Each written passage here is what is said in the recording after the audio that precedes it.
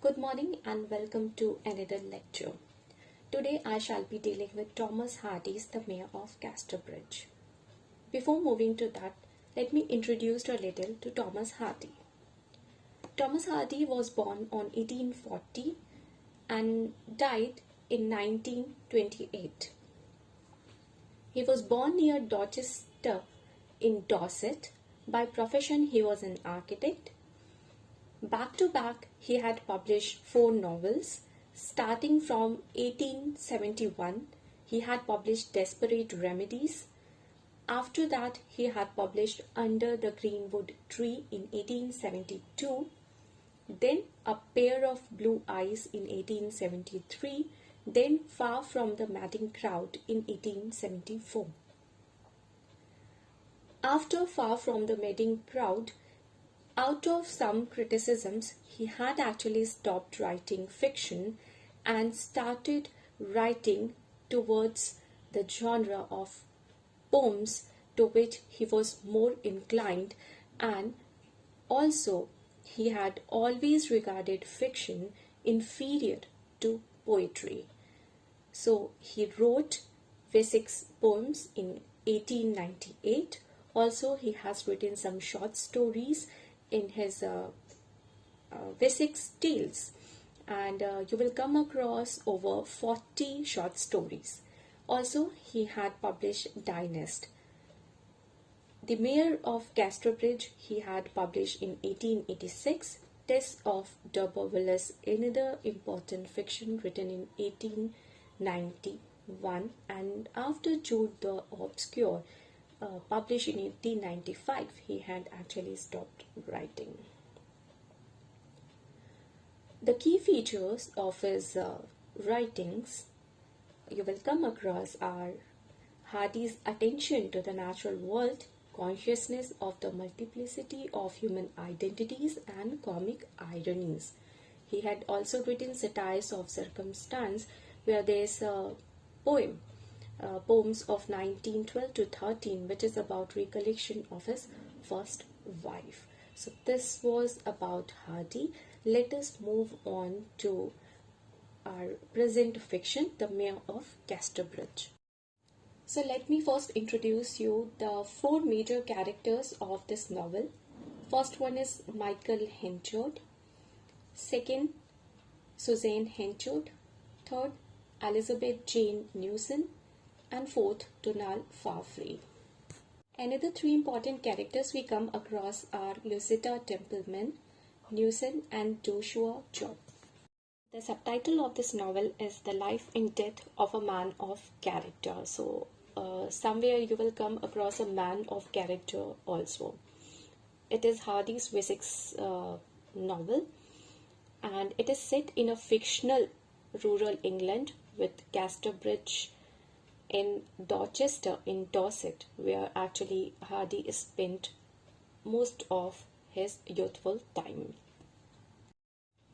As the plot of this novel is concerned, we come across a country fair near Casterbridge in Wessex, where Michael Henchard, we see, is a 21-year-old hairdresser. He is arguing with his wife Suzanne, and out of that argument he actually drunken, he auctions her off, and there was her daughter also, whose name is Elizabeth Jane, and he sold them to a sailor whose name is Richard Newson.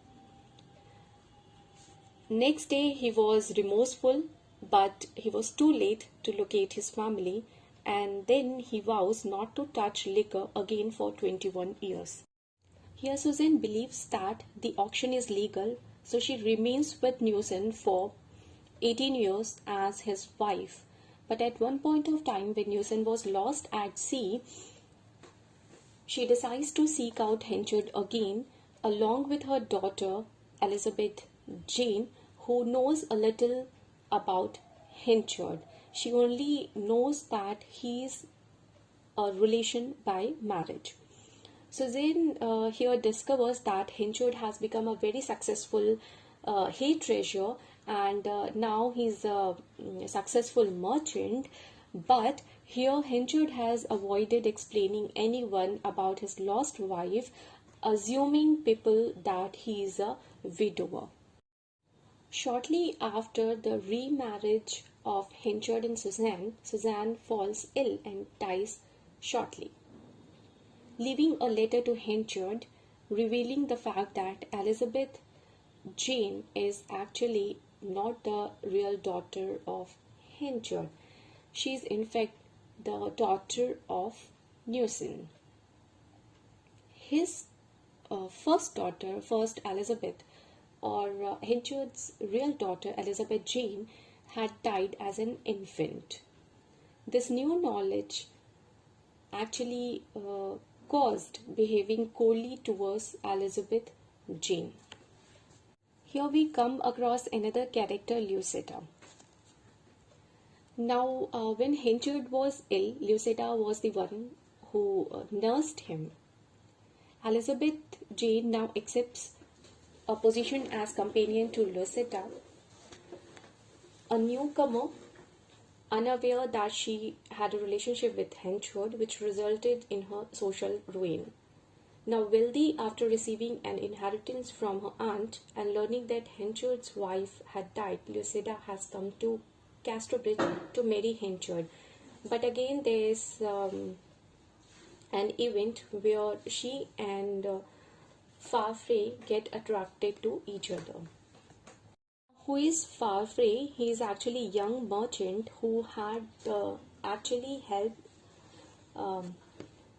Henchard in his bad days because he knows the new machinery, and he is also honest to Farfrae. But when he catches eye of Elizabeth Jane, Henchard actually dismisses him, and then Farfrae sets himself up as an independent merchant, and now Henchard is so determined to ruin Farfrae that he makes risky business decisions that prove disastrous to Henchard. So here Henchard had financial difficulties and he persuaded Lucetta. But Lucetta has actually married Farfrae. Henchard's credits being collapsed and he got bankrupt. And here Lucetta asks Henchard to return her old love letters because now she is married to Farfrae. And Henchard asked Job to who was actually working for Henchard, but he dismissed him taking Farfrae. So Job was having that grudge. So he actually cheated and reads the love letter out loud at an inn. So some of the townspeople publicly shame Henchard and Lucetta, creating effigies of them in chivalry, or it's a kind of rough music. Here it is described as an episode of Eskimington Ride. So Lucetta was so devastated by this event that she collapsed, having a miscarriage, and there she dies. Next day, Newson was not actually died. He actually got to know about her daughter. So he comes to Henchard's door, and there Henchard, who has come to value the kindness of Elizabeth Jane, who is taking care of Henchard, is afraid of losing her companionship and tells Newson that Elizabeth is actually died. So Newson lives in sorrow, and after 21 years, Henchard's vow of abstinence expires and he again started drinking.